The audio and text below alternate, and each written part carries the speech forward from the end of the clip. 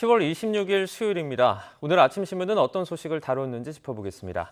이현웅 아나운서가 주요 내용 정리해왔습니다. 어서 오세요. 안녕하십니까? 첫 번째 기사입니다.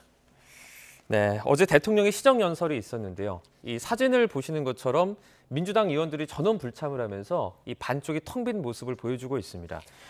추위의 반쪽짜리 시정연설이다. 기사에서도 제목을 이렇게 다루고 있죠. 네, 그렇습니다. 동아일보 일면에 실린 기사인데요. 말 그대로 반쪽은 텅 비어 있고 또 다른 반쪽은 의원들이 자리에 있는 모습인데 기사에서는 개원 이후 첫 반쪽 시정연설이었다고 했습니다. 윤 대통령은 역대 대통령 중 가장 짧은 18분 28초 동안 시정연설을 했는데요. 문재인 정부에 대해서 방만한 재정 운용을 했다며 비판을 했고요. 재정 건전성 유지를 강조하기도 했습니다. 민주당은 여권에서 추진하고 있는 법인세 인하 등을 비판하면서 민생과 관련해서 꼭 필요한 예산을 확보하겠다는 입장을 밝힌 바 있는데요. 문재인 정부 당시 역점 사업 예산을 되살리겠다는 뜻으로 풀이된다고 기사에서는 해석했습니다. 네. 그리고 한편 윤 대통령이 빨간 계통의 넥타이를 메고 나온 점도 기사에서는 주목하고 있었는데 지난 5월 추경안 시정연설 당시 푸른 계열 넥타이를 메고 야당 의원들과 악수를 나눴던 모습과 대조된다고 봤습니다. 그리고 지금 화면에 확대된 사진, 경향신문에 실린 사진인데요. 민주당 의원들이 손팻말을 들고 본청 로텐더홀에서 침묵 시위를 하는 모습입니다. 비속어 논란에 대해서 사과하라, 또 국회를 무시한 점 등을 사과하라라는 내용이 쓰여 있습니다. 윤 대통령 슬쩍 보기는 했다는데 결국은 그냥 지나쳐 갔습니다. 네. 시정연설이 끝나고도 규탄 대회를 이어간 민주당은 오늘도 국회 앞에서 규탄 대회를 연다고 예고했습니다. 네, 다음 기사 보겠습니다.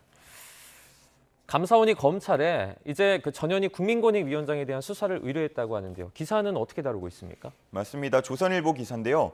지난 7월이었죠. 감사원은 권익위에 대한 감사에 착수했습니다. 네. 당시 민주당과 전 위원장 측은 표적 감사다, 또 정치 공작이다 이렇게 반발했는데 감사원은 내부 제보에 의한 감사라고 반박했습니다.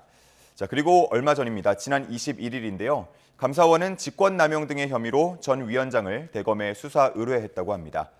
이 수사 요청서에는 전 위원장의 개인 비위 서너 개 정도가 담긴 걸로 전해지는데요. 그중 하나가 2020년 9월 추미애 당시 법무부 장관의 직무와 군휴가 미복귀 의혹을 받는 아들에 대한 검찰 수사는 이해 충돌로 보기 어렵다는 유권 해석 과정에 전 위원장이 부당하게 개입했다는 내용인 것으로 전해집니다. 네. 당시에 실무 부서는 이해 충돌 가능성이 인정될 수도 있다라는 내용이 담긴 보고를 했다고 하는데요. 이때 전 위원장이 재검토를 지시했다고 합니다. 감사원은 이 부분을 직권 남용이라고 보고 있는 겁니다. 하지만 권익위는 주요 사건에 대해서 위원장이 의견을 제시하거나 보완 지시를 하는 건 정상적인 업무 수행 범위라고 반박하고 있습니다. 그리고 감사원은 전 위원장의 근태 문제도 지적한 것으로 전해지는데요. 전 위원장은 SNS를 통해서 반박하는 글을 올렸고요. 또 오늘 감사원 감사에 대한 반박 기자회견도 열겠다고 밝혔습니다. 네, 다음 기사입니다. 네, 최근에 이제 사고가 발생하면서 좀 논란이 됐었죠. 이 SPC그룹의 사과에도 불매 운동 등은 계속되고 있습니다. 이와 관련해서 허영인 SPC그룹 회장에게 이 중대재해처벌법 관련해서 처벌을 할 수 있다 없다 이런 내용을 두고도 의견이 갈리고 있다고요. 맞습니다. 한겨레 신문 기사인데요. 지난 21일 SPL 사망 사고에 대해서 사과를 하고 고개를 숙였던 건 허영인 SPC그룹 회장이었습니다. 네. 하지만 표면적으로 보자면요. 이 허 회장은 SPL의 대표이사는 아니고요. 또 경영을 책임지는 역할을 맡고 있지는 않습니다. 그러다 보니까 중대재해법으로 처벌할 수 있는지에 대해서 논쟁이 뜨거워지고 있는 건데요. 허 회장을 처벌하라고 촉구하는 측에서는 지배구조를 봤을 때 허 회장이 절대적인 지배력을 갖고 있기 때문에 실질적인 경영 책임자로 보고 처벌해야 한다라고 목소리를 높이고 있습니다. 하지만 반대로 처벌이 어렵다는 의견도 나오는데요. 관계자의 진술이나 압수수색을 통해서 확보한 자료 등을 통해 최종 권한을 행사했다는 증거가 나오지 않는다면 허 회장의 책임을 입증하는 건 그리 쉽지 않을 거라고 보는 겁니다. 네. 한 교수는 허 회장을 중대재해법으로 기소해 처벌하는 것은 쉽지 않을 거라고 전망을 하면서 SPL 대표이사라도 철저하게 수사해서 엄격한 법 집행을 할 필요가 있다고 지적하기도 했습니다. 네, 다음 기사 보겠습니다. 이전에도 짚어봤었는데요. 택시 요금 인상 관련해서 다시 기사가 실렸습니다. 이전과 좀 달라진 게 있습니까? 이전에 나왔던 수준하고 그렇게 크게 다른 점은 없습니다. 네. 서울시 물가대책위원회가 어제 택시요금과 관련한 심의를 완료했습니다. 내용을 보면요. 먼저 기본 요금이 현재 3,800원인데 4,800원까지 오르게 됩니다. 인상 시점은 내년 2월인데요.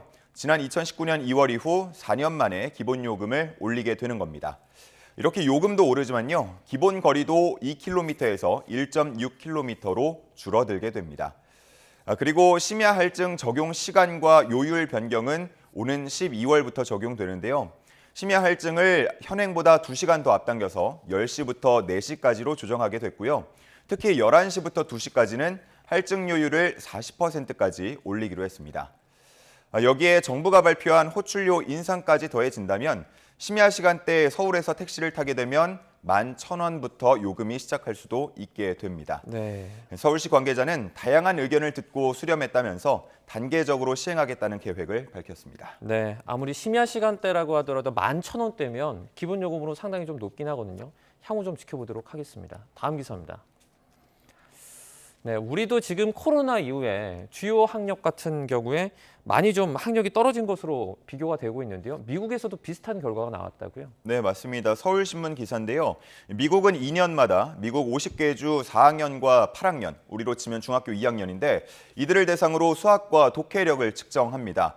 그런데 올해 성적표를 보니까요. 8학년 평가의 경우 수학 점수가 2019년에 비해서 8점, 또 읽기 능력은 3점 감소하는 모습이었습니다. 이에 대해서 현재 언론에서는 수학은 2003년 수준, 그리고 읽기는 1992년 수준으로 돌아갔다고 평가했습니다. 미국 교육부 장관은 이번 결과에 대해서 끔찍하고 용납할 수 없다는 반응을 보이고 있습니다. 네. 한편 흑인이나 히스패닉 등 소수 인종 학생들의 학습 능력이 백인 학생들보다 더 크게 떨어지면서 교육 격차를 보이기도 했는데요. 이러한 교육 격차는 코로나19로 인한 결석, 그리고 학교 폭력, 사이버 괴롭힘, 교사 부족 등의 교육 환경 악화가 원인으로 분석되고 있습니다. 코로나 이후 떨어진 학업 능력을 끌어올리고 또 벌어진 교육 격차를 좁히는 것이 전 세계적인 고민이 되어가는 모습입니다. 네, 마지막 기사 보겠습니다. 이제 최근에 공연이나 페스티벌 보러 다니는 분들 많으신데요. 제목이 눈에 띕니다. 팬데믹을 털고 일어나는 공연계, 이제 좀 달라지는 모습을 보이는 것 같죠? 네, 맞습니다. 동아일보 기사인데요. 올 상반기에 공연예술계 티켓 판매액이 2,316억 원으로 집계됐다고 합니다. 네. 코로나 기간 보면 900억대 또 1,100억 원대 이렇게 하던 게 한 2배가량 증가한 수치로 볼 수가 있겠고요. 코로나 이전인 2019년 상반기보다도 더 높게 판매액이 나타났습니다. 상반기에 가장 많이 팔린 뮤지컬 티켓들을 보면 지킬 앤 하이드, 라이언 킹, 레베카 이러한 상위 10개 작품 중 9개가 스테디셀러로 나타났습니다. 각 제작사들이 신작 뮤지컬을 제작하는 대신 기존의 견고한 팬덤을 확보하고 있는 스테디셀러를 공연하면서 안정적으로 수익을 창출했다는 평가가 나옵니다. 하반기 역시도 스테디셀러 작품 위주로 공연이 이루어질 예정이라는데요. 대형 극장 공연뿐만 아니고 대학로 등에 있는 중소극장 역시도 스테디셀러 위주로 공연이 편성된다고 합니다. 하반기는 통상적으로 상반기보다 한 1.3배에서 1.5배 가까이 티켓이 많이 판매된다고 하는데요. 이를 반영하면 올해 공연계의 티켓 판매액은 5천억 원까지 오를 수 있을 걸로 전망됩니다.